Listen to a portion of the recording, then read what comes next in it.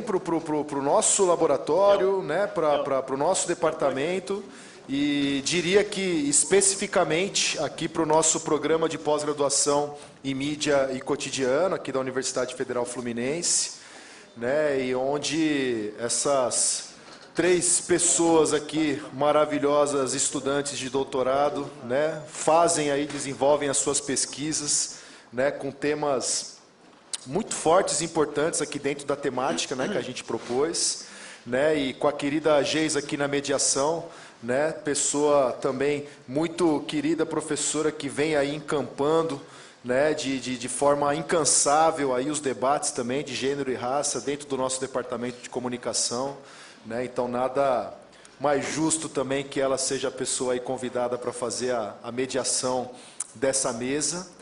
E então, gente, vamos lá acompanhar. Agora contigo, Geisa, querida. Vamos lá. Valeu. Obrigado aí, gente. Boa tarde, gente. Vou dar início, então, nessa mesa maravilhosa aí, com parceiros queridos. Queria só 1 minuto, porque eu sei que já está super atrasado, né? Só fazer uma observação assim, sobre a importância da gente. A importância do evento em si, parabéns a Pablo, Patrícia e a toda a equipe lá, os alunos estão aí atrás também. Então, enfim, acho que é muito importante a gente poder pautar esse debate, sobretudo nesse momento, né? Porque é um debate que envolve tanto a universidade quanto o campo da comunicação, que eu acho que são 2 esferas que estão sendo foram muito atacadas e continuam sendo. E acho que a gente ter essa mesa aqui já é em si um momento de resistência, né, para a gente buscar. Vamos ver o que vai acontecer agora, né? Vamos torcer para que a gente consiga reverter alguns retrocessos, mas é uma luta que já acontecia antes, né? Acontecendo. Então, acho muito importante essa iniciativa de vocês e os 3 estarem aqui para falar disso, porque são figuras que também têm uma relação tanto com a teoria como com a prática, né, com a vivência. Então, essa troca é muito importante para a gente dentro da universidade e para o campo da comunicação, né? Então, a Monique e Paula vai dar início, né? Depois a Natália e depois o Pedro. A gente estabeleceu uma ordem assim, cada um com a sua fala. Depois a gente vai abrir para o debate, para perguntas.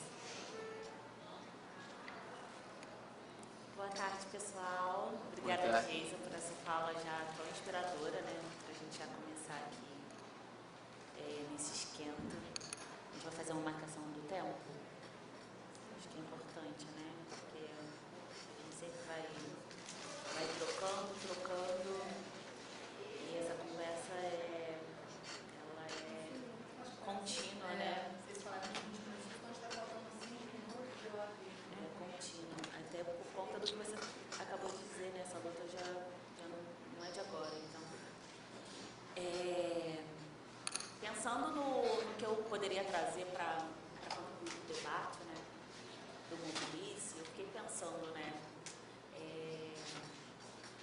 Pensei no campo, pensei na minha pesquisa, e aí, necessariamente eu estou pensando comunicação e política, política institucional na minha pesquisa, e aí a gente alinha com comunicação, política e transformação, e aí eu fiquei pensando, né, como é que eu vou iniciar esse debate de uma forma que fique mais palatável para a nossa discussão, né?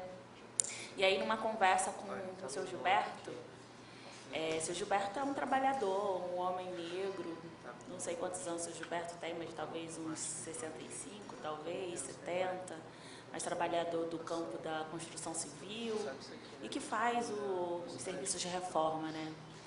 E aí eu falei, eu estou com algumas coisas para tratar com o seu Gilberto, e aí eu falei, seu Gilberto, vamos estender um pouquinho, porque as coisas estão bem difíceis. E aí ele me responde, está muito difícil. E não é só para você, não. Para geral, está muito difícil. A gente está falando de uma questão econômica, né? A gente está falando de grana, a gente está falando de dinheiro, a gente está falando do nosso poder, poder mesmo de troca ali, né? E a gente não está falando nem de um consumo, está falando de troca mesmo, né? E aí, quando a gente pensa nessa vida difícil que o seu Gilberto fala, a política pode tornar essa... Pode passar para mim, por favor, Geisa. A política pode tornar essa vida ainda mais difícil. E a gente está vindo de um tempo de 4 anos em que a vida se tornou, de fato, mais difícil, né? E aí a minha interlocutora de pesquisa, Thalíria Petroni, ela vai costurar isso de uma forma muito direta. E aí, lá em 2017, quando ela ainda era vereadora, aqui de Niterói, ela falava num dos primeiros discursos dela, ela falou, né, sobre as iniciativas econômicas do governo federal que atingem a vida concreta das pessoas na cidade, né, o trabalhador aqui, a vida do dia a dia. E aí ela falava da PEC 55, né, que trata sobre a questão da reforma trabalhista, e aí o quanto essa PEC ela vai impactar na aposentadoria. Não só na aposentadoria dos trabalhadores, mas também no poder, o poder econômico desses trabalhadores na sua aposentadoria. E aí, esse discurso, ela trouxe vários elementos que seriam interessantes aqui para a gente discutir. E aí eu separei esse que ela falou, né, da articulação do que acontece no campo federal e que atinge a vida concreta. E aí eu trouxe um outro que ela vai falar sobre a questão de moradia. Na mesa anterior a gente falava sobre moradia, o quanto a moradia ela é um marcador para vários outros elementos da nossa, várias outras esferas da nossa vida. E aí Thalíria trouxe, né, que mesmo, apesar de Niterói ser uma das cidades com maior índice de desenvolvimento humano do Brasil, ainda carrega o estigma de 25% da sua população morando em áreas precárias. E aí ela trouxe, lá ainda em 2017, eu não sou tão boa de conta assim, né? Eles são 5 anos, né? Ela vai falar que no Morro do Arroz e da Chácara, que é a 10 minutos da área central da cidade, ainda tem casa de pau a pique, né? E aí a gente pensa o quanto isso é visceral, né? Porque é isso, a estrutura, a casa dessas pessoas, né? O lugar, a estrutura que essas pessoas estão dormindo, estão vivendo. E isso é desumano, né? Não posso nem falar que isso é precário, que isso é escassez, isso é desumano, né? E a nossa Constituição garante o direito à moradia, como a gente falou na mesa anterior, né? E aí a gente volta lá na pergunta do seu Gilberto, né? Tá muito difícil. E não é só para você não, para geral, tá muito difícil. E aí, avançando mais um pouquinho, nessa fala do seu Gilberto, que está muito difícil, a política pensada para corrigir essas desigualdades históricas de uma lógica de formação social brasileira patriarcal e escravagista, e também fundamentalista. Essa política está sendo feita por mulheres negras como Thalíria, que, como eu disse antes, é minha interlocutora de pesquisa, né? Foi minha interlocutora de pesquisa no mestrado e é um pouquinho disso que eu trago aqui para vocês, né?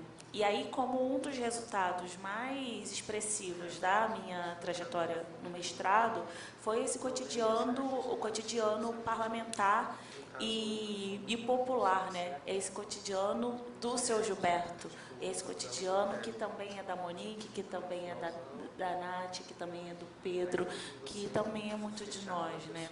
E aí é esse cotidiano que Thalíria espelha no seu Instagram.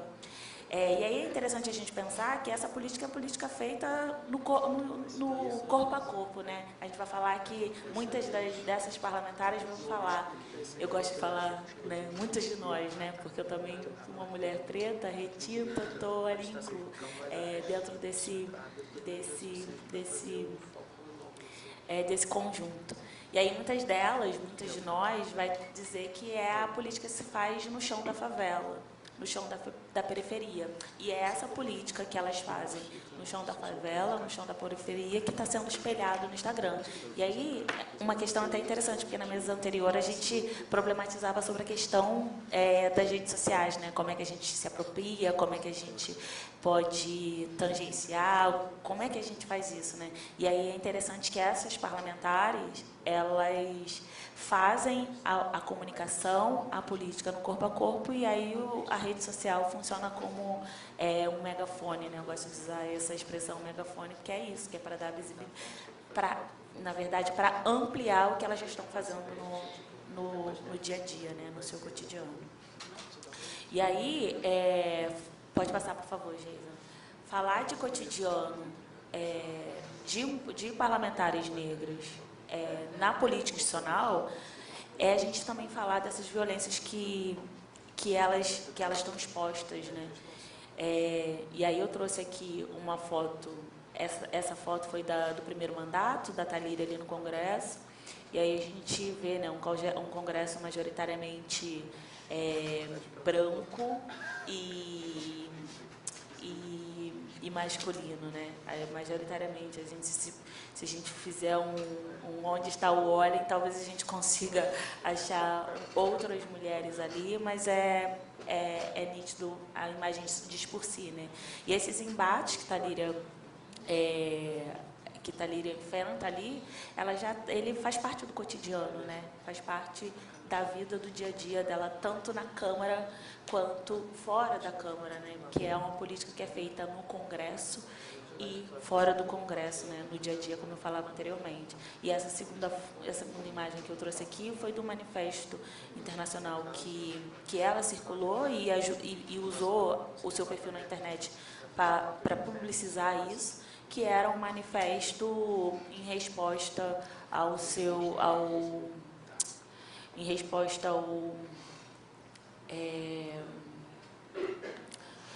ameaça dela de morte, né? Uma das ameaças que ela recebeu, e isso foi que afastou ela aqui do chão de Niterói e no chão do estado do Rio de Janeiro. Pode passar um pouquinho, Geisa. E aí, como eu falava antes, né, o Instagram ele funciona como esse espelho, né, um espelhamento, né. E aí, a própria Thalíria fala, né, que é importante ter os nossos próprios canais de comunicação, que se faz necessário para comunicar sobre propostas que atingem efetivamente a vida das pessoas. Importante considerar também que a nossa leitura sobre as iniciativas afeta a população, que muitas das vezes não é expressa nos veículos da grande imprensa, que é o que o seu Gilberto trouxe, né? Está muito difícil.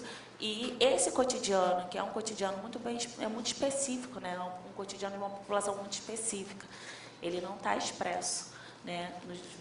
Muitas das vezes nos veículos de grande circulação, né? Então, Thalíria traz, né, um cotidiano parlamentar preto, feminista, LGBT e popular, que são agendas que são convergentes com a atividade política dela. E aí, quando a gente vai falar sobre comunicação, né, a gente é importante recuperar as nossas referências, né, que vai trazer, né, os sistemas midiáticos funcionam como forma de domesticar o olhar sobre as pessoas negras e indígenas, né, nos trouxe Lélia Gonzalez. E Dona Sueli Carneiro destaca que as mídias cristalizam as representações sociais de subserviência das mulheres negras nas produções. Colar a imagem com discursos solidificados por uma vida que são repassados por geração em geração. E eu tenho 3 décadas, um pouquinho mais de 3 décadas de vida. Então, o que a gente vê na grande mídia, como eu falava anteriormente, não é o cotidiano do que eu vivia, né? Existe esse descolamento, e que isso abre também para a gente fazer uma importante reflexão sobre esse alcance, né? Porque quando a gente precisa efetivamente da comunicação, do jornalismo, para combater as fake news, para combater esse movimento de extrema-direita, a gente tem um descolamento, porque o cotidiano da grande população não está ali. Então, a vida inteira, as pessoas nunca se viram ali, e aí quando precisa conversar com essas pessoas, como é que vai conversar? Né? Então, não tem a liga, né? Não cola. E aí é esse cotidiano que eu falava, né? Então eu gosto muito da Heller, que ela vai falar sobre esse cotidiano, né? Ela vai falar que todo mundo tem um cotidiano, a organização do trabalho, da vida privada, os lazeres e o descanso e a vida social sistematizada. Porém, a vida cotidiana é em grande medida heterogênea. E isso sob vários aspectos, sobretudo no que se refere ao conteúdo e à significação ou importância dos nossos tipos de atividade. É isso, o meu cotidiano é o cotidiano que está próximo do cotidiano do seu Gilberto. Tanto que quando ele fala tá difícil, tá muito difícil e não é só para você, é uma leitura que a gente entende bem a significação desse conteúdo que ele traz, né? E é esse cotidiano que a gente vê nas redes da Talíria, um cotidiano que trata é um cotidiano bem específico, é um cotidiano relativo ao povo que é preto, indígena, economicamente empobrecido, né?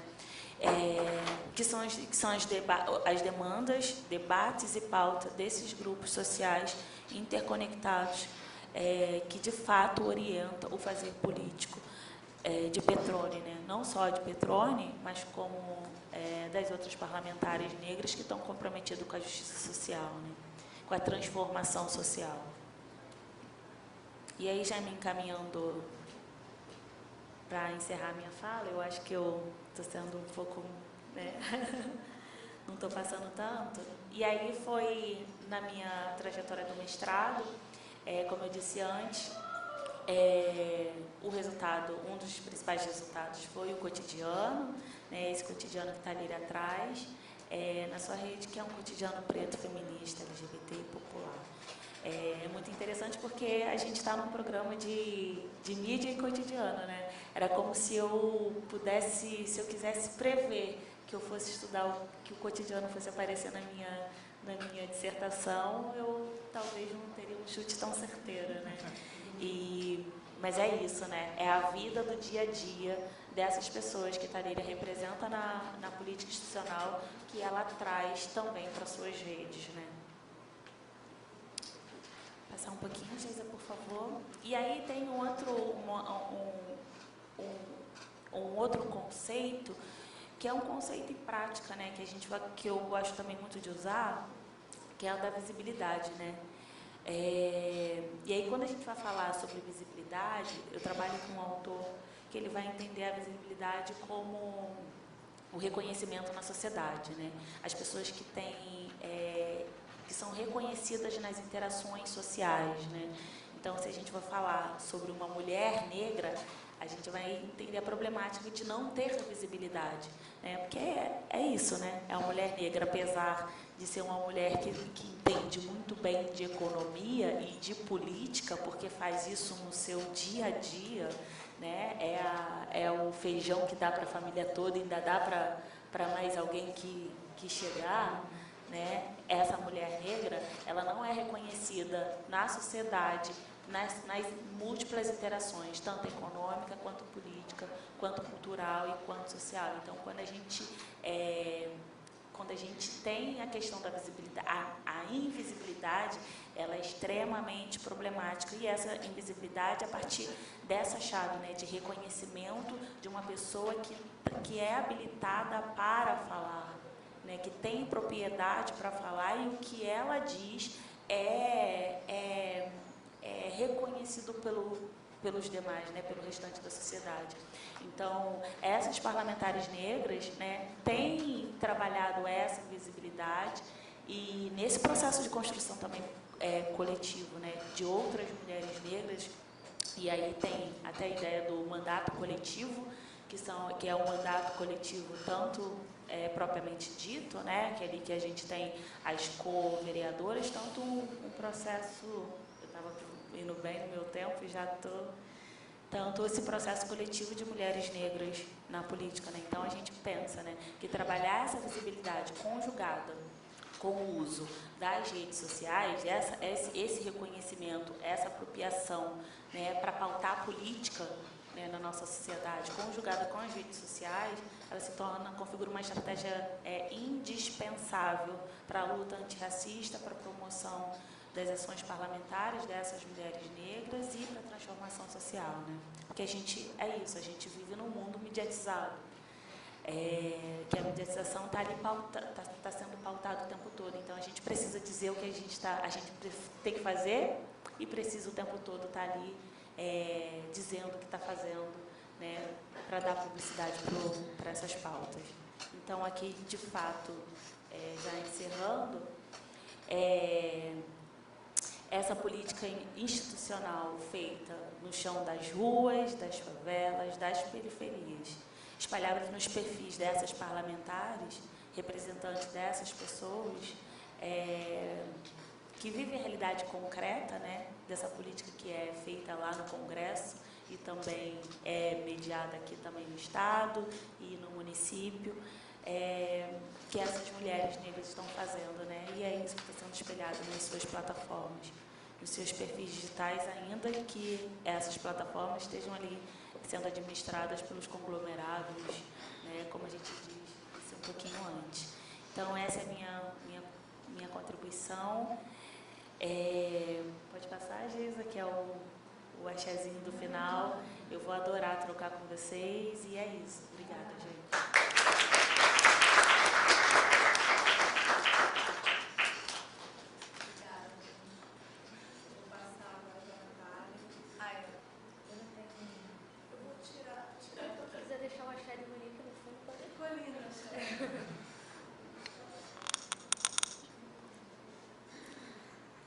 Oi, estou um pouco nervosa, principalmente de estar compondo essa mesa, né, com pessoas que eu admiro muito mesmo, assim, pessoas, colegas de programa e também a professora Geisa, que já esteve comigo aqui antes nessa mesma mesa, participando de um outro evento. Queria agradecer o convite. Obrigada, Pablo, Patrícia. Para mim é muito bom, né, poder falar depois de Monique, porque ela está trazendo essa perspectiva de Thalíria, mas também de outras parlamentares negras que constroem em suas redes sociais uma política para além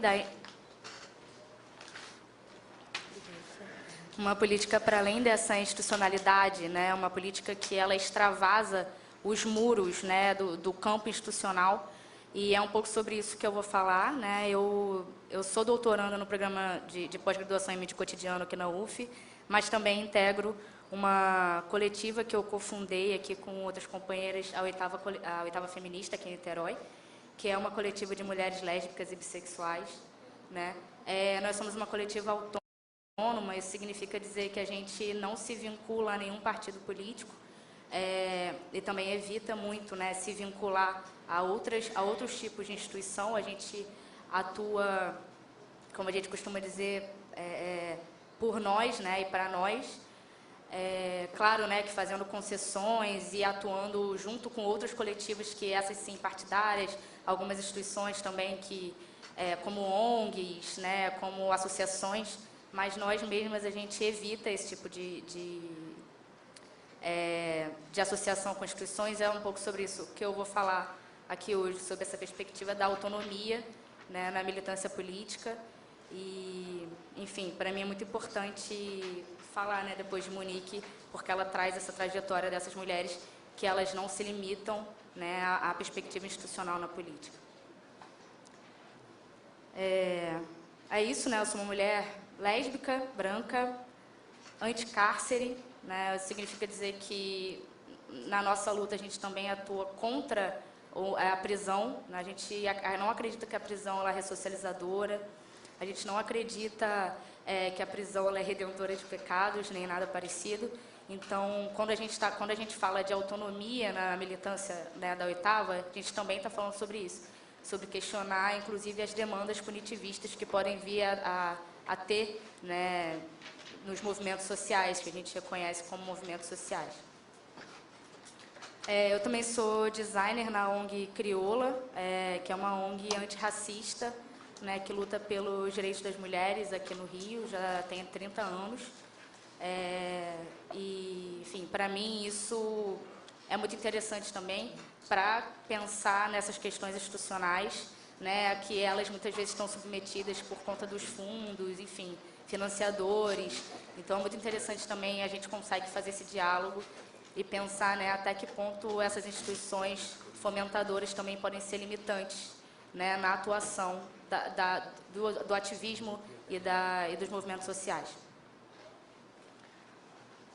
Então, a Oitava, ela atua aqui em Niterói como coletivo desde 2018, mas a gente começa como um grupo de estudos em 2017, quando a gente, depois de organizar um importante evento lésbico aqui na cidade de Niterói, o Agosto das Lésbicas, em 2017. E com o assassinato de Marielle, a gente, em 2018, resolve virar uma coletiva, ou seja, ultrapassar, né, a grupa, que é como a gente chama o nosso grupo de estudos, e ir para as ruas para fazer o quê? Para panfletar, para falar de mulheres lésbicas, né, da visibilidade lésbica, da visibilidade bissexual, né, ir para a Praça da Cantareira falar, fazer roda de conversa, ir para a Associação de Moradores, eventualmente tá aqui na academia também falando, né, enquanto Oitava está fazendo oficina em escola, enfim. E também a gente se considera hoje, né, uma coletiva que trabalha com formação feminista.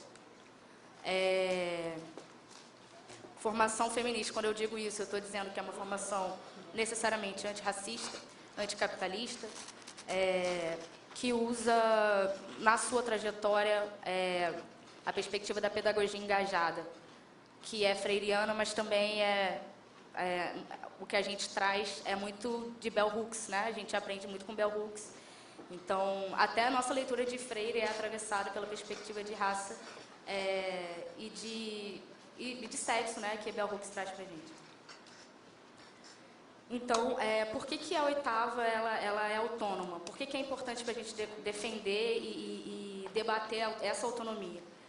Porque a gente percebe que todas as vezes que a gente tentou se atrelar a algum partido político, tiveram algumas concessões que precisavam ser feitas, né? A gente precisou recuar em algumas das nossas pautas, a gente precisou negociar o que a gente acreditava, a gente precisou colocar logotipos, né, nas nossas ações, e isso para a gente é algo que hoje não é mais negociável, né? Então a gente se define como autônoma nessa perspectiva. A gente percebeu que defender prisão era um tiro no pé, porque a gente entende o sistema carcerário como sistema de tortura de jovens negros. Então, não passa pelas nossas demandas defender prisão. A gente também considera as mulheres que estão na fila de prisão, a gente calcula que seja pelo menos 1,5 milhão de mulheres nas filas de prisão, e a gente sabe que mulheres são essas, são mulheres racializadas, né? A gente percebe que a defesa da família também não é algo que beneficia mulheres bissexuais e lésbicas, porque é dentro das nossas casas e é dentro das nossas famílias que a gente mais sofre violência, assim como todas as outras mulheres, mas somando aí, né, a violência lesbofóbica.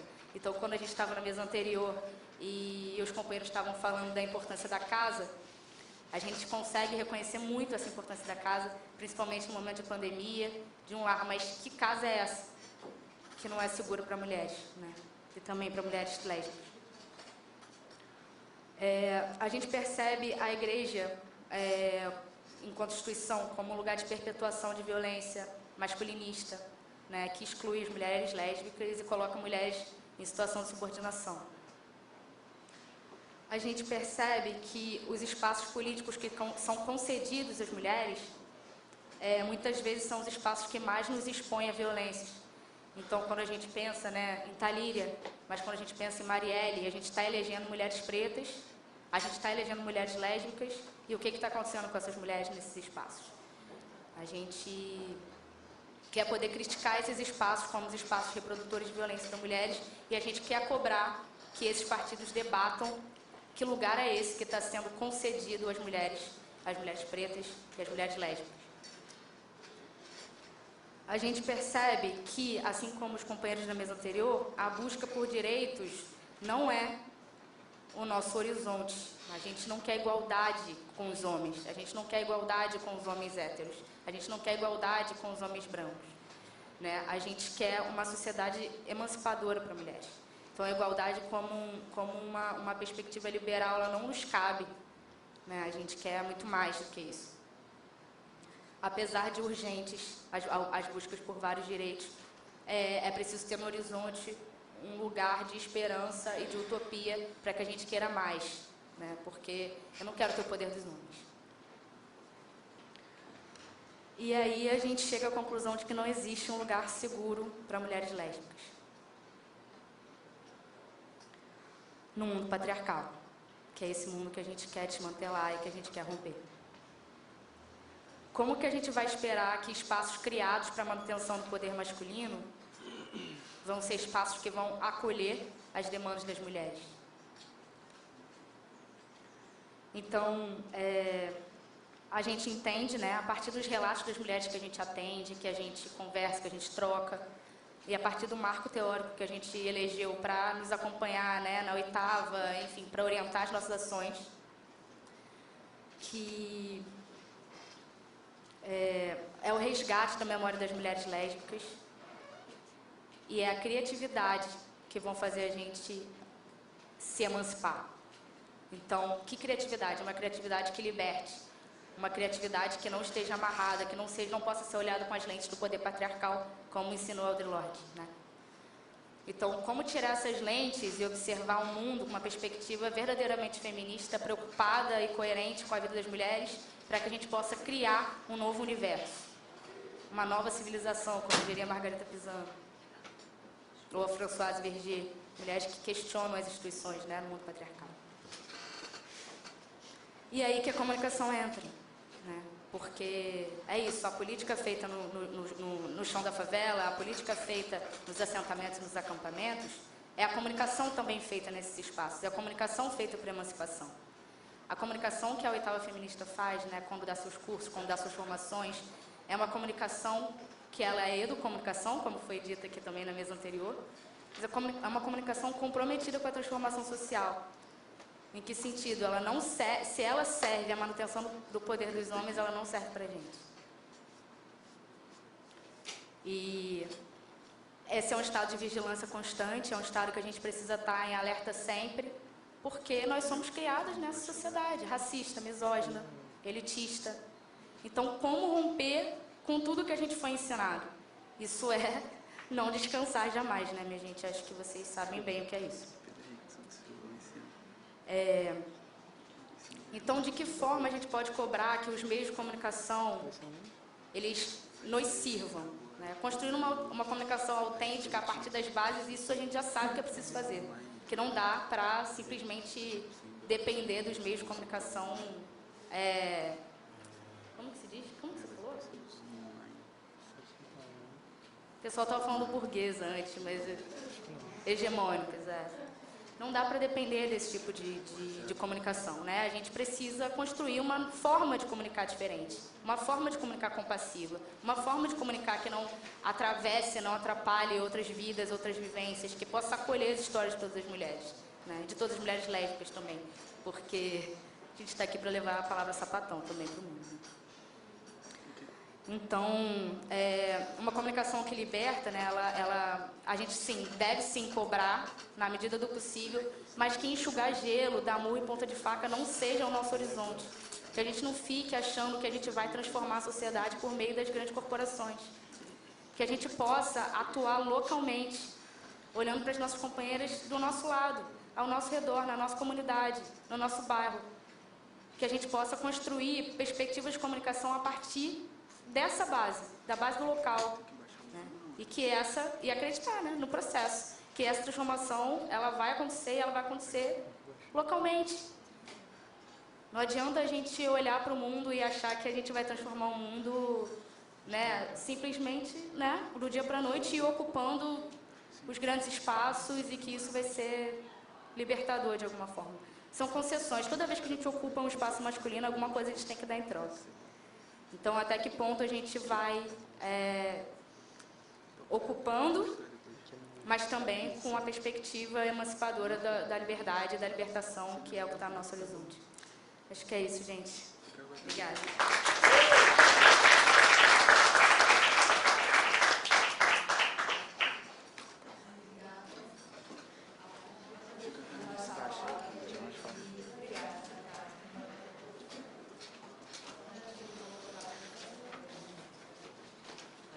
Estou aqui me apresentando, então. Boa tarde, pessoal. Quase boa noite. Já boa noite, já deu 6 horas. Boa noite. Bom, aqui quem fala é o Pedro Henrique, sou doutorando no PPGMC. Estou terminando minha tese.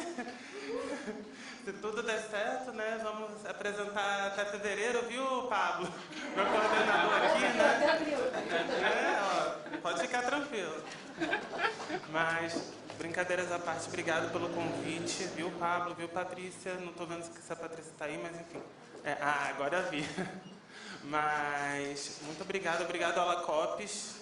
E obrigado também pelas falas maravilhosas, assim, desde a Geisa, né, falando da questão comunicacional, passando aqui pela Monique e pela Natália.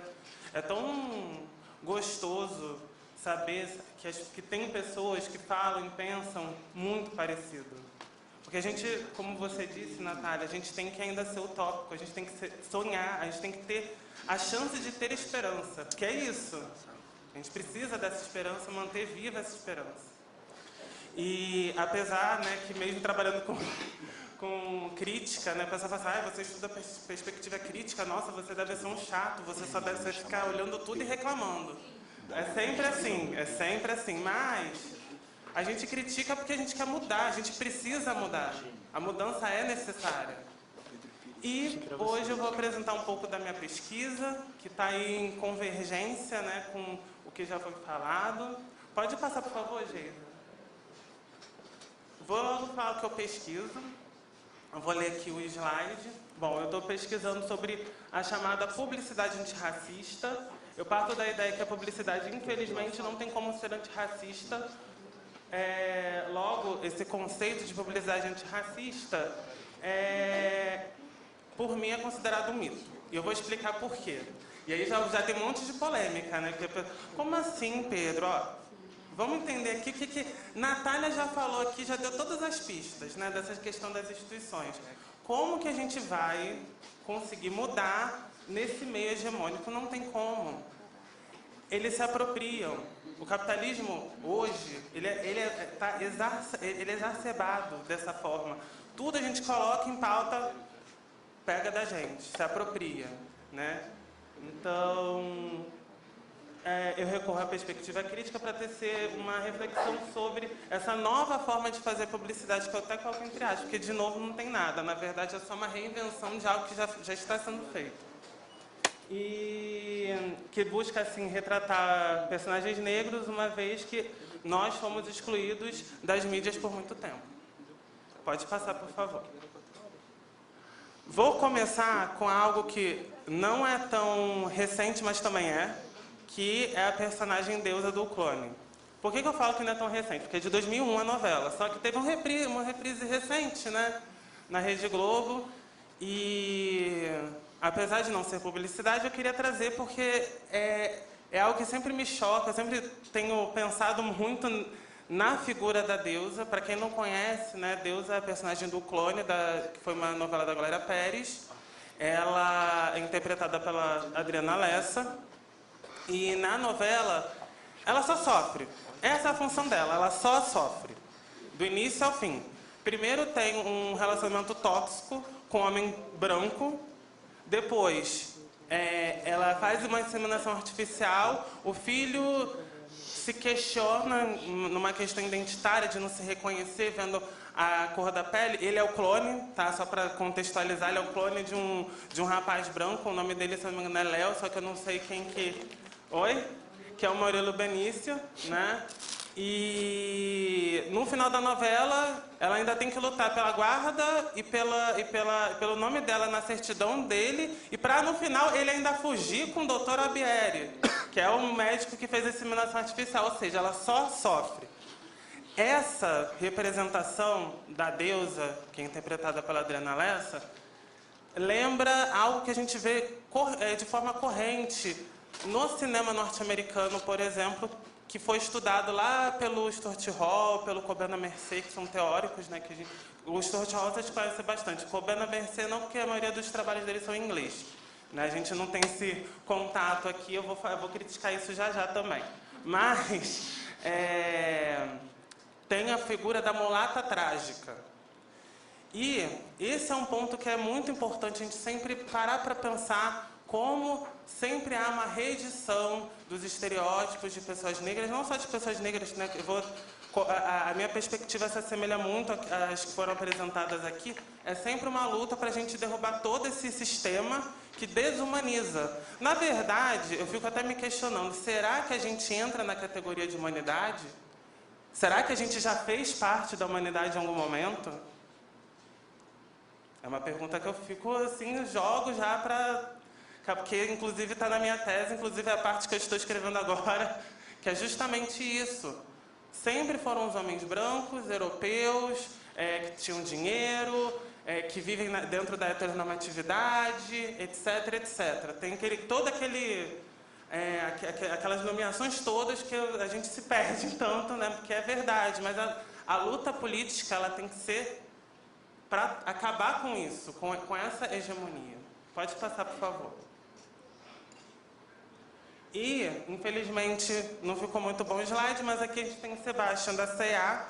Não sei se vocês lembram do Sebastian, e eu queria trazer essa figura porque o Sebastian, não sei se vocês lembram, não, a maioria de vocês talvez não, mas o pessoal mais antigo, lá para a década de 90, 80, vai lembrar que ele não falava, acho que ele não falou até o final, na verdade, ele só falou no finalzinho lá, nos últimos comerciais, ele não falava em dublar, ele tinha que dublar o que estava sendo falado e às vezes o que estava sendo, entre aspas, falado era grunhido. Tem alguns comerciais que são interpretados pelo Sebastião Son em que ele está grunhindo. Sim, a gente fica assim assustado. Assim, Natália, você que falou assim, meu Deus, você tinha que ter vindo, era na oficina que a gente teve recentemente, que eu mostrei que na televisão, em vários momentos, em várias novelas, a gente tem reprodução de racismo assim, escancarado. Né? Mas aqui eu não trouxe porque, tipo, falei, vou focar mais aqui nos comerciais para a gente entender essa reprodução dos estereótipos constantemente, que eu acho que é importante. Pode passar, por favor. Aqui a gente está num outro momento, que aí vai ser essa virada, vai ser um momento que começa a ter uma virada na publicidade, quando pessoas como a Isabel Filades, a Thais Araújo, que hoje são consagradas, né, elas começam a ocupar esse espaço publicitário, porque parece que caiu assim na cabecinha dos publicitários, negro consome também, né, vamos botar essa gente para comprar os nossos produtos. Porque em diversos momentos, entrevistas, vários publicitários falaram que não tinha pessoa negra porque não consumia, então a gente não precisa representar. Só que a gente tem essa chave aí que muda, né? A Isabel Filades, ela só também vai participar desse comercial da Lux porque ela estava fazendo um papel na época de muita repercussão, se eu não me engano era da Padroeira, não lembro que a novela qual foi, mas era uma novela de 97. E ela estava com muito holofote, enfim, botaram. Então, assim, só para a gente entender que nunca é à toa, é sempre uma troca aí que, né, a gente precisa realizar para ser representado. Pode passar, por favor. E aí eu vou trazer a razão pela qual eu estou fazendo a minha tese e a minha primeira apresentação aqui na UF, quando foi em novembro também, foi numa semana que a Monique estava na mesa, aquela semana que foi eu, você, a Cristiane Campos e o Matheus Bibiano. E foi a primeira vez que eu falei na UF sobre a minha pesquisa. E eu trouxe aqui a razão que foi esse comercial da Boticário, nesse Dia dos Pais, deu o Boticário. Lá atrás, quando ainda estava meio ingênuo, eu trouxe essa peça pensando, nossa, que legal, uma peça boa, uma peça que está representando bem, mas que foi vítima de racismo. Tá, beleza. Naquele momento eu pensava, nossa, uma boa representação, é um pai de família, tem uma família negra que está sendo representada e tudo mais. Só que Geisa, muito sabiamente, porque gente, é minha colega aí de escrita, de pensamento, de conversa, então a gente troca muito. Ela veio e questionou. Mas espera aí, você não achou que tá meio estranha essa peça? Não tem umas coisas assim, umas codificações meio brancas? Eu falei, ué, eu não tinha parado para pensar nisso. Mas, olha como são as coisas. Pode passar, por favor, Geisa.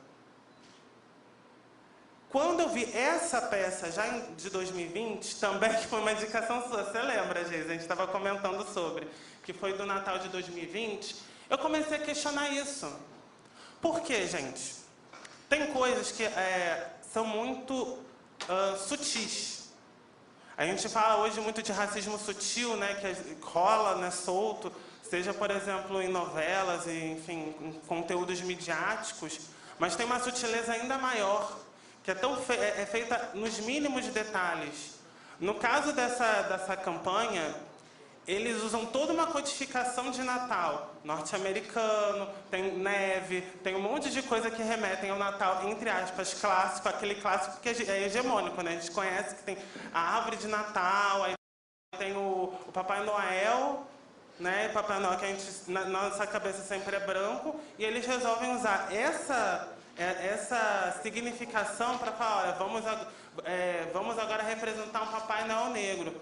Até aí eu falei, ué, isso aqui tá meio estranho. Ué, pera lá. E no final eles botam uns dizeres falando assim, aqui no Boticário a gente vai continuar ampliando a questão de representação. E aí que eu falei, aí é que foi o pulo do gato. Eles estão se apropriando, eles estão usando a representatividade como um capital. E esse é a grande questão hoje da minha pesquisa, que é justamente perceber esses pormenores de apropriação. Pode passar, por gentileza. E aí eu trago o Stuart Hall, porque é ele, né, assim, o carro-chefe desse pensamento. Vocês conhecem o que é intertextualidade? Essa palavra é complexa, enfim. A intertextualidade diz respeito aqui a um texto que se refere a outro. O que eu acabei de falar ali da questão do Boticário é isso. A Boticário, ela está usando um imaginário que está, como disse, acho que foi Monique, né, que está colado, né, as representações que estão coladas, as representações que estão coladas na nossa memória, criando, inclusive, contradições. Não é à toa que, por exemplo, no caso, nesse Dia dos Pais, teve um racismo exacerbado. As pessoas, elas codificam aquela imagem, aquele espaço, como um espaço que não era pertencente daquela pessoa. E a polêmica, é óbvio, reverteu positivamente para Boticário. A gente está vendo hoje empresas fazendo justamente isso. Esse buzz a partir do quê? Do racismo. Oi? Ariel, outra que fez recentemente, Arezzo. Não sei se vocês acompanharam o caso da Arezzo. Eles fizeram o quê? 50 anos da marca, vamos fazer uma campanha, vamos fazer reedições de produtos, né? E teve uma reedição que foi com um grupo, eu esqueci agora do nome, mas enfim, eles fazem referência, tem uma referenciação à África, enfim, todos aqueles motivos... Oi? Isso, Meninos Rei, que muito obrigado, Monique. E o que acontece? Quem que aparece como a pessoa que está vestindo, né, que está calçando a sandália? A Kiara lá da novela Jade Picon. Obrigado, gente. Eu esqueci. É a Jade Picon. E todo mundo fica assim assustado, mas olha como a coisa é perversa. As pessoas pediram representatividade de modelos negros, ótimo, beleza. Só que olha como que é a questão. Estão pedindo representatividade, mas esqueceram que o trabalho de quem foi do Meninos Rei. Então, assim, é um duplo esquecimento. É um esquecimento da modelo e esquecimento de quem também trabalhou. Porque quem recebe a culpa é Arezzo. Todo mundo esqueceu que quem construiu foi uma marca feita por pessoas negras. Olha como que é perverso o sistema capitalista. É muito bizarro. Mas só voltando aqui para o Stuart Hall. E essa questão de remeter aos textos, né, tem um ponto que é o regime racializado... racializado de representação, que tem justamente a ver com essas ideias que vão se perpetuando dentro de uma época. A gente perpetua, por exemplo, vou dar um exemplo aqui, que foi a mulher da laje, a garota da laje. Lá atrás, Lélia Gonzalez fala da mulata, né, que é a representação daquela mulher voluptuosa, que vai no carnaval, dança, mas depois some. A garota da laje é o que? A reedição disso. A gente vê isso constantemente, essas reedições estereotípicas sendo reforçadas constantemente. Pode passar, por favor. E aí eu vou trazer aqui a Bell Hooks, que completaria 70 anos agora em setembro. Né? É tão rápido. Parece que foi ontem que eu estava... A Geisa deve lembrar, eu estava dando uma aula sobre o texto. Foi tipo na semana do falecimento dela, e eu estava falando do texto dela, do Ensinando a Transgredir. Né? Já que a Natália trouxe, né? Eu vou falar um pouquinho também da Bell Hooks. E aí é tão interessante, né, ver como tem essa interseccionalidade aqui dos trabalhos, né? Porque é isso, a gente vai... A Mônica até falou assim, a Lélia Gonzalez ensina, ela recuou, mas ela ensina mesmo, são ensinamentos. A gente lê, a gente aprende tanto. E a Bell Hooks, ela me ensinou isso, que eu acho que é algo que eu queria que vocês levassem para refletir. Já há algum tempo, o desafio crítico para as pessoas negras tem sido expandir a discussão sobre raça e representação para além dos debates envolvendo bons e maus conjuntos de imagens. Porque eu acho que é isso, a gente tem que ver todas as problemáticas que vão perpassar nos cotidianos, esses cotidianos que são esquecidos, a humanidade que some, né, o tratamento desumano, e principalmente também assim, pensar, 5 minutos, tá bom, já vou terminar. Esse é o último slide, aliás. A gente tem que pensar em quais são as chaves, né? Talvez só ter representação, a gente tem uma novela como Cara e Coragem, que vai ter Thais Araújo, que vai ter Ícaro Silva, todos com papéis muito importantes, com narrativas complexas. Resolveu? Não, não resolveu ainda. O meu ponto é sempre esse. Não resolvemos, a gente tem que resolver. Eu tenho assim, eu sou do sonho, eu sou da esperança, sou utópico. A gente tem que resolver, eu quero resolver. Não tá bom. Então... Só que tem um problema nisso tudo. Quais são os... Mas nem precisa passar aqui, esse é o último meio. Quando a Bell Hooks fala isso, eu fiquei pensando, né? Como que a gente vai resolver? Aí eu fiquei pensando, nossa, deixa eu ver aqui. Tá, não vai ser colocando boas representações. Ué, a gente tem que explicar para as pessoas o que é o antirracismo, que esse que é o problema. Senão vai ser apropriado, como tudo é. E como que a gente vai explicar antirracismo? Se, por exemplo, vou pegar só o espaço da universidade aqui simples, tá? Quantos professores negros a gente tem na comunicação social? Quantos em estudos de mídia? Quanto em produção cultural? Quantas disciplinas obrigatórias a gente vai ter nesses cursos e outros cursos aqui também? Aí isso que a gente para pensar, e não só também de relações étnico-raciais, tá? A gente tinha que ter de tudo, na minha opinião, tá? Questão feminista, a questão também de quem é dissidente da heteronormatividade, porque eu não estou usando mais LGBTQIA+, tá? Eu estou falando de dissidente da heteronormatividade por um motivo político. Porque, infelizmente, até LGBTQIA+, está sendo apropriado. Isso eu vejo, assim, constantemente, né? Aquelas piadinhas de mau gosto do tipo, eu sou bi, aí bota polar, e fica assim, não, gente, para. Não, menos, bem menos. Esse tipo... São reproduções que machucam, que me afetam. Porque eu vou pegar ali a questão do afeto, porque o afeto, às vezes, ele não se dá só da forma do carinho, mas também dessas afetações, daquilo que vem e atinge a gente. Também machuca. Eu acho que, assim, o que machuca não vai derrotar a gente, vai fortalecer para a gente mudar. A gente vai mudar isso tudo. E acho que essa que é a fala que eu queria terminar. A gente precisa de mudança. Obrigado, gente.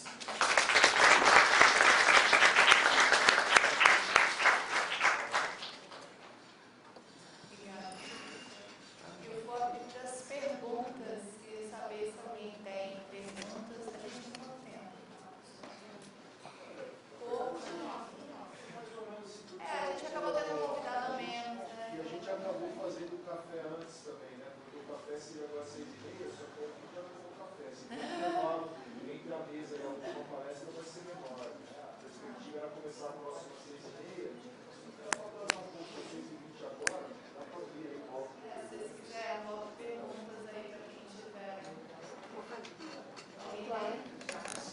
mulherada da oitava feminista aí, hein? Ela também.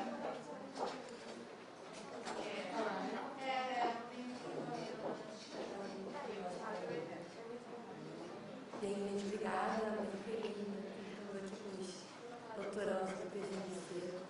Minha pergunta vai mais efetivamente para o Henrique, mas eu acho que, de certa maneira, acho que todos podem comentar.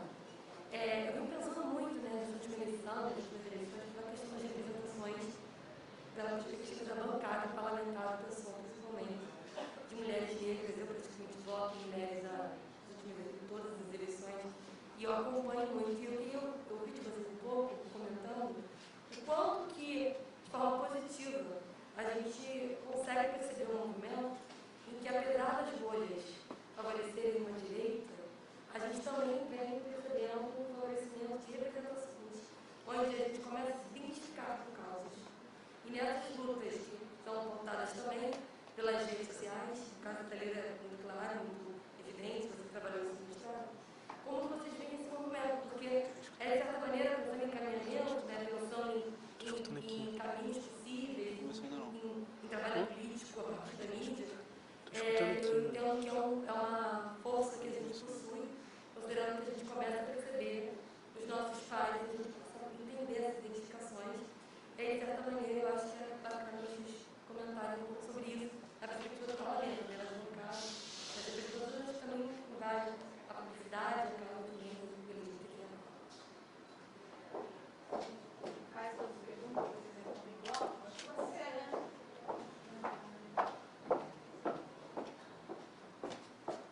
Oi, gente, obrigada pela mesa e pela mesa, parabéns pelas pesquisas. Também eu queria fazer uma pergunta mais para você, Natália. Você falou da oitava feminista e dessa questão da autonomia, como é importante para vocês, e ao mesmo tempo a gente tem pensado muito em rede, né? Como é importante rede, articulações, assim.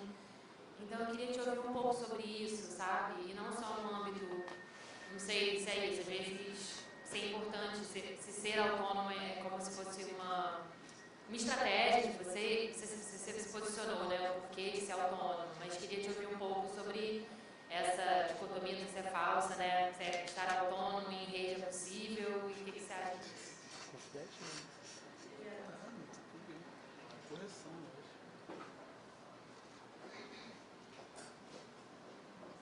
Olá, eu sou a Aline, eu sou integrante da oitava feminista. Eu queria fazer uma pergunta para todos aqui na mesa, na verdade. A gente fala muito sobre comunicação, e todos aqui falaram de alguma forma sobre comunicação, né, como ela atravessa nossa vida, nosso cotidiano.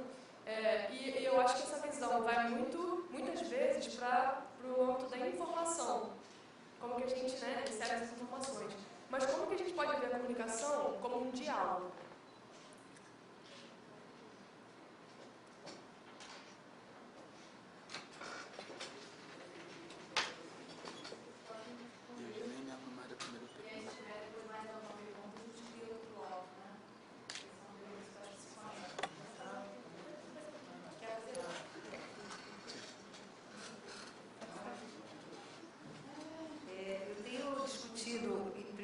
Novamente, me desculpar que toda hora eu fico saindo, voltando, porque eu estou fazendo coisas, né?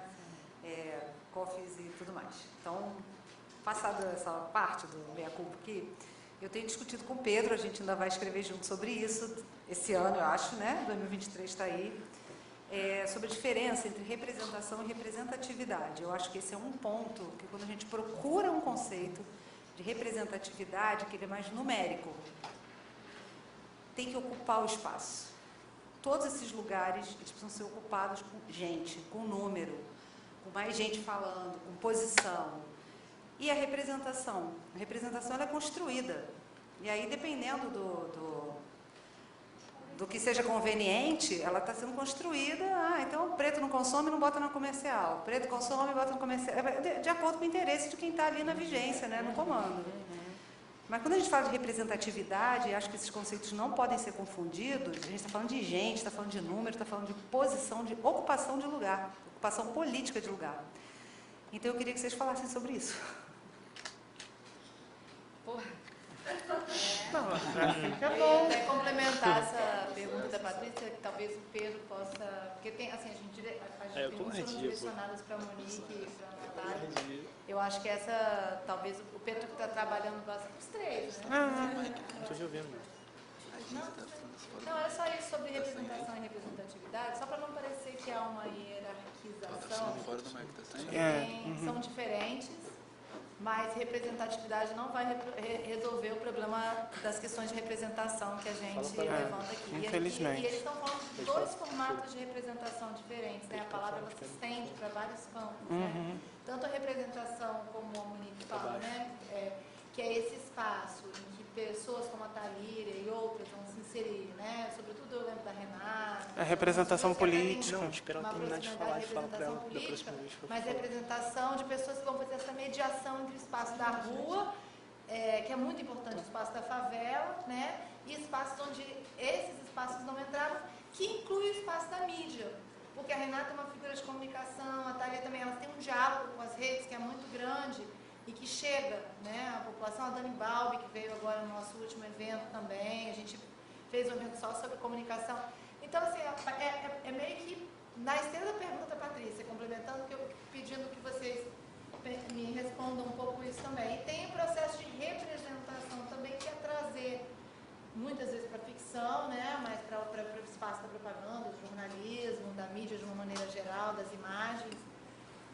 Também é um processo, não gosto de ver, nem vamos falar em representação como representação da realidade, que aí é outra coisa, mas nesse processo de ver primeiro o ovo ou a galinha, né, de modificação de realidade a partir do momento em que o simbólico ganha sentido, que é o momento que a gente está vivendo hoje, não é isso? Quer dizer, sempre foi assim. Mas agora, mais do que nunca, isso fica mais evidente, como o simbólico ele vai afetando as pessoas. Então, eu queria que vocês falassem um pouco sobre isso também. Tá? É isso. Eu joguei uma pergunta também. Quer fazer, Pedro?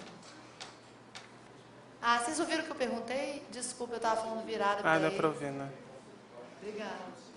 Achei que você fosse fazer uma pergunta. Monique, você quer começar ou você quer que eu comece? Tá, então eu vou começar, gente. Eu vou primeiro falar sobre diálogo, porque é engraçado você ter falado de diálogo, porque é uma questão que foi muito importante para a minha pesquisa. A gente, às vezes, não tem uma noção da importância dessa palavra, porque hoje nós somos muito monológicos. Instagram, as conversas, os pensamentos, tudo é muito monológico, a gente nunca pensa no outro. Né? Eu estava lendo muitos textos que falavam assim, a morte do tu. Eu ficava assim, ué. Não, porque a gente não usa tu, e o tu era uma instância que existia, tinha uma importância, enfim. E era o diálogo com a gente mesmo, né? O tu era outro que está em nós. Era assim que era encarado antigamente. Hoje, essas bolhas, né, que a gente está vendo aí na internet e tudo mais, parece que ninguém está disposto a encostar em ninguém. Né? As pessoas não querem conversar.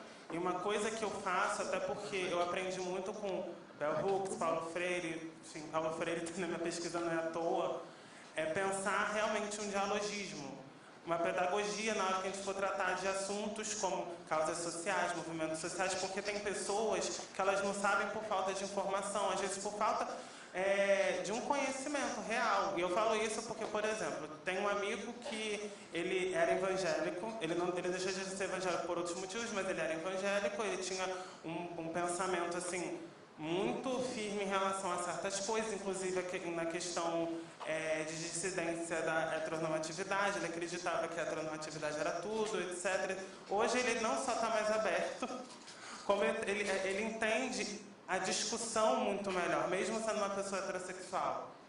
Então, assim, eu acredito que o papel da comunicação é fazer essa mediação, né? E nós também fazermos essa mediação, falar com quem não quer ouvir a gente. Porque, infelizmente, quando a gente pega, por exemplo, o conceito de lugar de fala, a gente esquece que tem um lugar de escuta. Né? No mesmo, acho que o trabalho, por exemplo, aqui do LACOPS hoje é isso.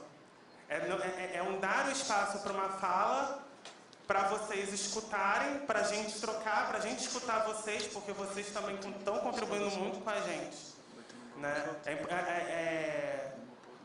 A escuta é uma morada da existência, às vezes. Assim. A gente não dá importância para isso hoje, mas eu acredito muito nisso. Tá? E pegando esse gancho para falar de representatividade, quando a gente fala em representatividade, né, Patrícia, você falou, tem a questão numérica, o que é um ponto verdadeiro. Só que tem um outro ponto, a gente até conversou sobre isso.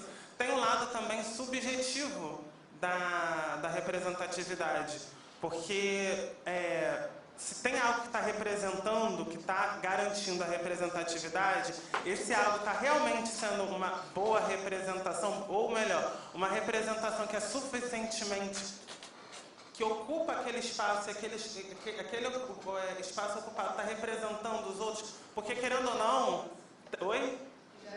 que gera mudança também. Então, assim, é bem complexa a noção de representatividade. Recentemente até foi lançado um artigo, né, sobre isso. Foi, acho que, o primeiro artigo que eu vi, Patrícia, grave isso aí, porque foi, acho que, numa revista de ciências sociais, se eu não me engano.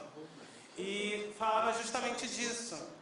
E no artigo que eu fiz com a minha orientadora, Ana Paula Bragalha, que agora está lá no Sul, está em Santa Catarina como professora lá, e com a Samara Brochado, que é também doutoranda, né, minha amiga queridíssima aqui do PPGMC, a gente falou um pouco sobre isso, dessas duas dimensões que a representatividade tem. Ela não é só tão numérica e objetiva, ela é também, só que ela tem essa dimensão que é o que eu estou tentando trazer com a minha pesquisa, que ela faz os outros se sentirem representados. É uma sensação, uma garantia de algo, tem essa sensação. Então, isso está virando uma moeda de troca. Então, a gente tem que ficar de olho, porque realmente está sendo apropriado como tudo, né? Enfim, acho que essa é a minha resposta. Acho que eu tentei contemplar aqui. Vou usar no meu TCC. Claro. Foi uma pergunta muito bem colocada, assim, é quase que levantar para voltar, porque a mesa Falando fora do tem microfone de novo. esse perfil, né? O debate na mesa Falando fora do microfone de novo. é sobre isso. Então, a gente começou com uma fala, uma conversa que ela teve para puxar, né, para falar sobre a participação dessas mulheres, trazendo a favela, as demandas das ruas para o Congresso e para as discussões nas redes sociais, né? E a Natália falou de uma coletiva, né, de mulheres lésbicas que é criada exatamente para fazer oficinas e para construir esse diálogo. Então, a gente está colocando aqui o quanto é importante, o quanto a comunicação não só se constrói assim. E na mesa anterior, no final das falas, ele falou, olha, não, comunicação, não vamos falar só de redes, comunicação também é o que a gente faz no dia a dia, entre as mulheres, na coletiva, né? Então, assim, abarcar o campo da comunicação envolve pesquisas múltiplas também, mas a primeira sensação que eu tive aqui com a mesa é que vocês estão falando exatamente desse processo de diálogo. Os três de intervenção. É só uma observação. Sim. A gente cria a oitava muito nessa perspectiva de pensar a comunicação como ponte, né?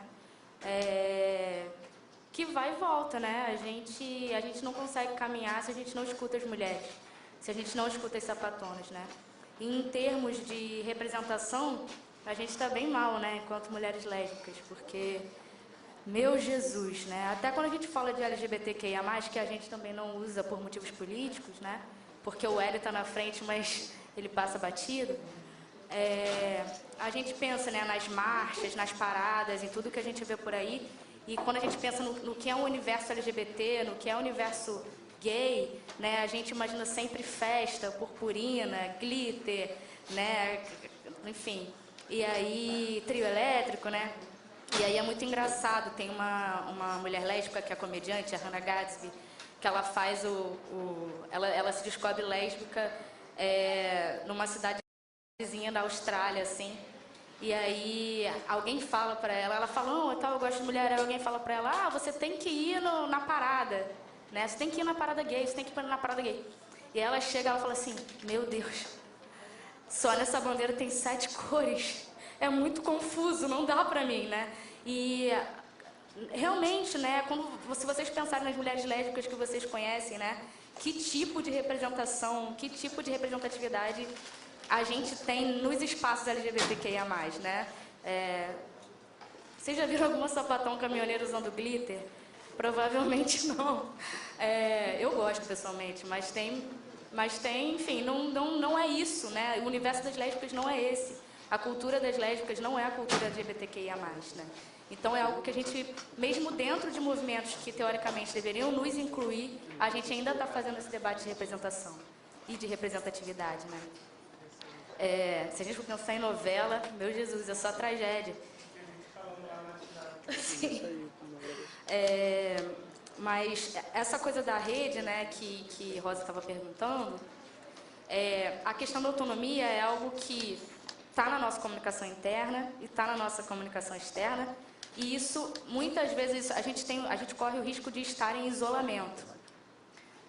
A gente tinha mais medo antes disso, porque as pessoas... rolava chantagem, né?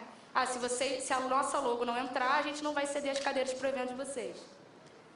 E aí, a gente percebeu que a gente precisava de uma ordenação que pudesse combinar a nossa ideologia com as articulações. Então, a gente faz as articulações necessárias para um evento acontecer, mas a gente tem as nossas regras também, né? Você quer ser vista como uma vereadora que trabalha do lado de mulheres lésbicas? Eu quero, é interessante para mim. Então, você vai lá e aparece no evento. Né? Você vai lá, você pode ter uma fala no evento, mas você não vai colocar a sua logo no evento que a gente está construindo sozinha. Isso não faz sentido para a gente. Então, é um pouco custoso, porque a gente precisa se posicionar mais do que a gente gostaria. A gente precisa sempre se explicar, né? Então, assim, na construção do 8M, por exemplo, todas as mulheres chegam lá já com demandas dos seus partidos, e muitas vezes partidos de homens. E a gente, como coletiva autônoma, muitas vezes a gente chega com as ideias, a gente chega com a mão de obra, a gente chega com mulheres que querem trabalhar, e não com mulheres que querem ditar regras, não com mulheres que estão trazendo um acúmulo masculinista, né? Então, às vezes é cansativo, e a gente, por exemplo, em alguns espaços a gente resolveu não integrar mais. Em alguns espaços a gente não vai. Estava ouvindo Patrícia falar, e sim, eu acho que é muito importante ocupar espaços. Eu acho que, né, eu elejo mulheres sapatonas, eu elejo mulheres pretas sapatonas, isso, e eu estou lá com elas, e eu trabalho na campanha delas, mas eu jamais vou deixar de lado o pensar da autonomia. Esse pensar ele precisa estar no meu horizonte, está na pauta do dia a dia do 8º, então a gente não deixa de fazer, mas a gente tenta minimizar as concessões, porque a gente sabe que é desgastante, sabe? É muito desgastante estar num espaço seguindo as regras de pessoas que a gente sequer confia politicamente, muitas vezes, né? Eu acho que é isso, gente. Já falei bastante. E teve uma mulher que perguntou sobre o crescimento, né, das candidaturas. E eu acho que tem a ver, né, com tudo isso que a gente está falando, assim. É muito importante a gente eleger essas mulheres, mas ter o compromisso de pensar na segurança delas, ter o compromisso de cobrar que os partidos garantam a segurança dessas mulheres. E essa é a parte que a gente, enquanto coletiva, está ali na cola dos parlamentares, está ali na cola das vereanças, e a gente não abre mão disso, não abre mão desse debate, né? Mais do que celebrar cegamente eleições de mulheres negras que estão sendo jogadas, né, nesse espaço que a Monique apresentou para a gente, mas que vocês conhecem muito bem, extremamente branco, masculinizado, a gente está ali para cobrar também. Nossa missão é cobrar alguma coisa, alguma resposta, porque elas não podem simplesmente ser jogadas lá e bom. Né? É isso, gente.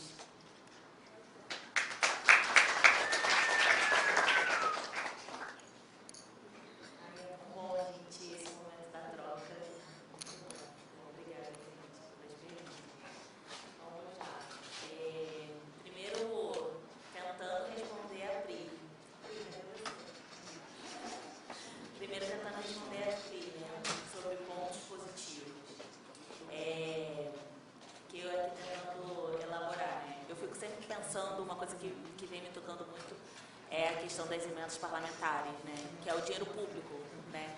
Efetivamente o que é recolhido do que a gente paga de imposto e o que desse dinheiro retorna para a gente. Então, isso é uma coisa que tem me atravessado muito, que é esse acesso à administração pública. E aí, quando a gente vai falar de emenda parlamentar, eu, por exemplo, lembrei do cheque de 20 milhões que a mandata da Renata Souza articulou entre a LERJ e Fiocruz para a iniciativa das favelas, né? E aí esse dinheiro saía da LERJ e aí a Fiocruz fazia administração entre as favelas, né? Múltiplas favelas. E aí a gente vai descentralizando, né? A gente tem uma instituição que é uma instituição extremamente importante, né? Para a gente, socialmente falando, de saúde pública, fazendo essa articulação com as comunidades, e aí a gente tem editais com múltiplas esferas para atender ali as demandas das favelas, das comunidades, ali para as iniciativas, especialmente em relação ao Covid, né? Então, você está falando do orçamento público, esse é um dos pontos que me vem quanto à provocação. Um outro ponto, por exemplo, é a vida concreta, né? E aí, como é que, por exemplo, uma pessoa que não usa um serviço vai ter, de fato, um entendimento de como aquele serviço atende à necessidade da população? Por exemplo, quem não vai na clínica da família, efetivamente não sabe como é que funciona a clínica da família, não tem como. Você precisa estar ali. Um gestor público precisa estar ali bem pertinho da clínica da família para ele saber como é que funciona. E aí, sobre essa realidade concreta, eu lembro que, certa vez, a Mônica Francisco, numa reunião com a Supervia, Mônica Francisco, deputada estadual, ela falava, eu falo de um lugar de quem usa esse serviço público, de quem tem familiares próximos que usam esse serviço público. Então, esse é um dos pontos positivos, né? Porque está falando de uma proximidade, de uma realidade concreta e alguém que está ali na mesa negociando.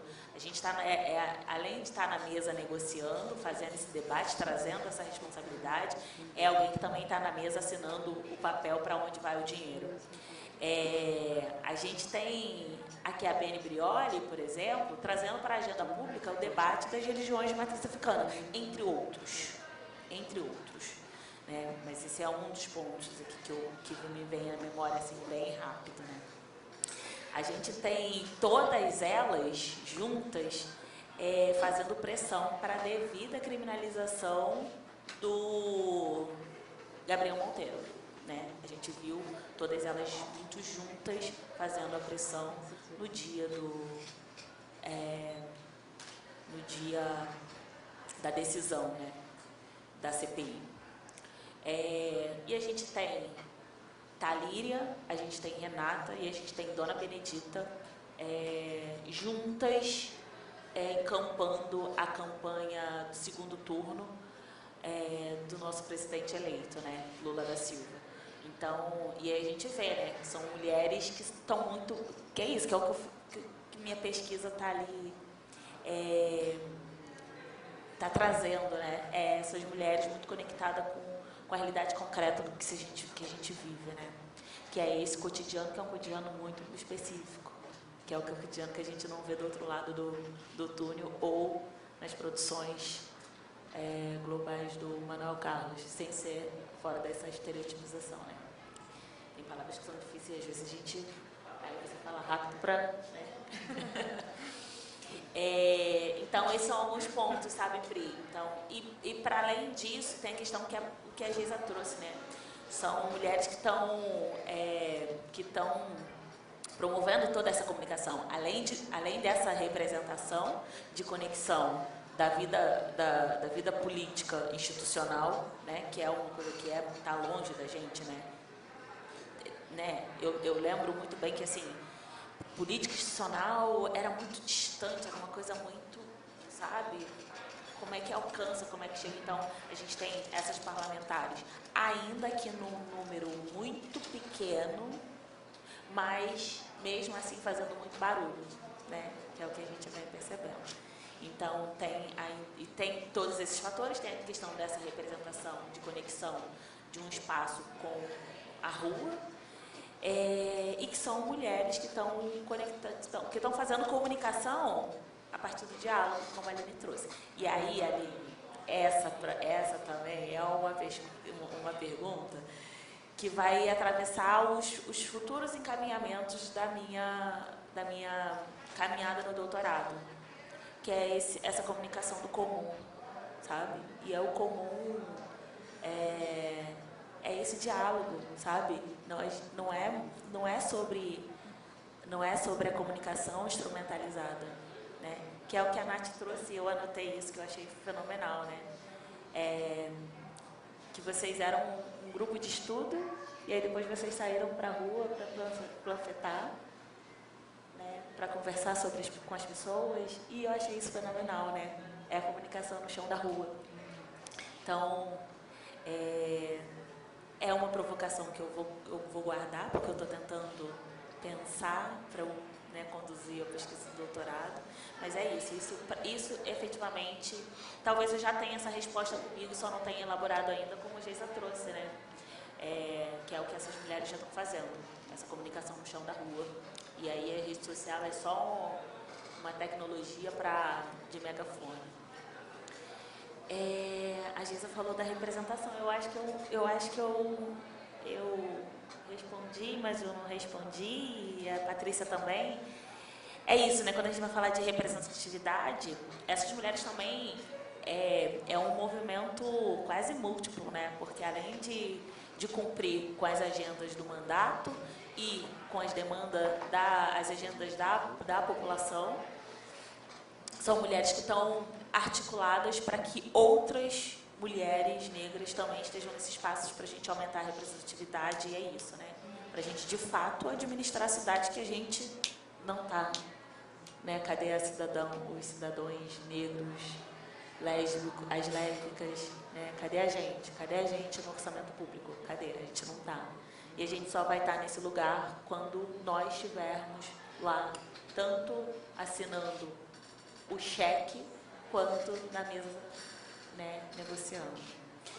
E falar de representação, acho que a Geisa meio que me deu uma cola, que é essa conexão, né, desses dois polos, que é algo também que eu trabalhei na dissertação, né, que é essa aproximação, né, um lugar que era tão utópico, hoje em dia a gente consegue trazer isso de uma forma um pouco mais palatável, ainda que com todas as problemáticas das redes sociais, a gente tem ali um debate sobre a agenda política, né, sobre o dia a dia lá na Câmara, tanto em Brasília quanto nas casas legislativas, né, na rede social, né, uma plataforma que é de entretenimento, a gente tem aí uma apropriação e um outro uso, né?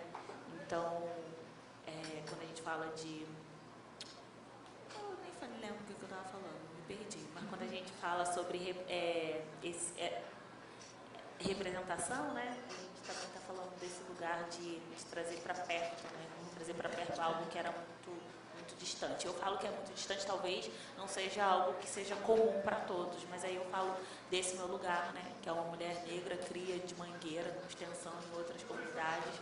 Então, é desse lugar. Para mim, a política sempre foi um lugar muito distante, um lugar de medo, um lugar de criminoso, um lugar que a gente não tem que estar. Né? Um lugar que... E se você pensar, você pode ser que não permaneça vivo, e a gente tem essa realidade também no nossa vida, na nossa trajetória. Então, eu acho que é meio por isso, e essas mulheres estão trazendo nesse movimento coletivo, porque não dá para fazer junto. Não dá para fazer sozinho, não dá. E essas mulheres estão fazendo isso. Eu acho que é por isso. Acho que é por aí.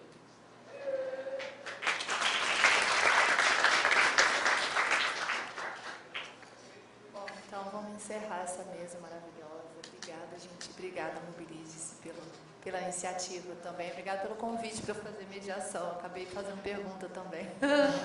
Não resisti. Obrigada a vocês por terem assistido também. E aí, a próxima mesa, né, a mesa de encerramento.